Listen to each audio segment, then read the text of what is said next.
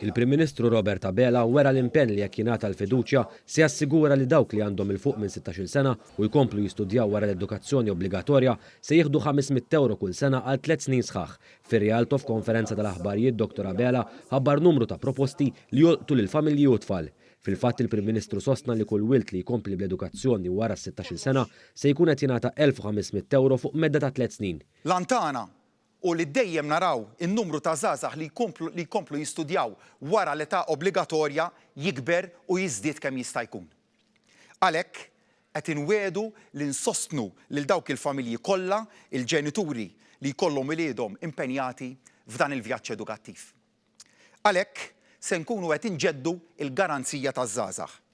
Se nagħtu 500 euro għal 3 snin, jiġifieri 1500 euro lil dawk il-ġenituri kollha li uliedhom ikomplu bl-edukazzjoni wara l-età obbligatorja. Fejn l-istudent jgħix rasu jirċievi dan l-ammont huwa stess. Intant il-Prim Ministru Robert Abela qal li jekk jingħata mandat jerġa' jżid iċ-Children's Allowance. Fil-leġislatura li jmiss għalhekk se niżguraw li nżidu iċ-Children's Allowance b'90 euro fis-sena għal 5 snin. Jiġifieri sal-aħħar tal-leġislatura da se jkun ifisser illi iċ-Children's Allowance se jitla b'450 euro għal kull wilt. Konkretament, min illum qiegħed jirċievi 450 euro fis-sena bħala Children's Allowance, sal-aħħar tal-leġislatura se jkun qiegħed jirċievi 900 euro fis-sena għal kull wilt. Proposta oħra tinkludi li l-bonus għal kull wilt se jitla l-500 euro u dan japplika wkoll f'każijiet ta' adozzjoni.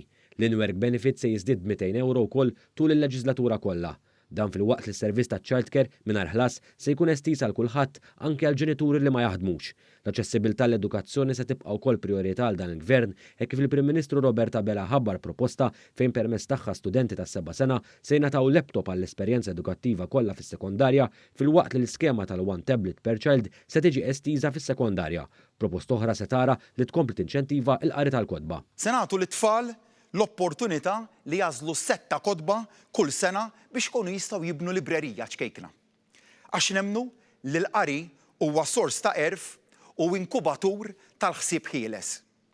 Din il-garanzija għat-tfal se ninvestu fiha 145 miljun euro.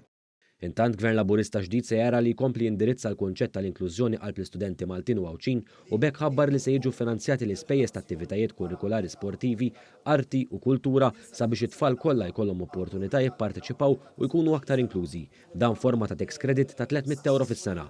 Familji bidħul baxx se jiġu mejjuna wkoll fix-xiri ta' uniformi ġdida ta' sena skolastika filwaqt li jiġu mogħtija servizzi ta' internet bażiku. Dan kollu qed isir b'allokazzjoni ta' 145 miljun euro fuq medda ta' 5 snin.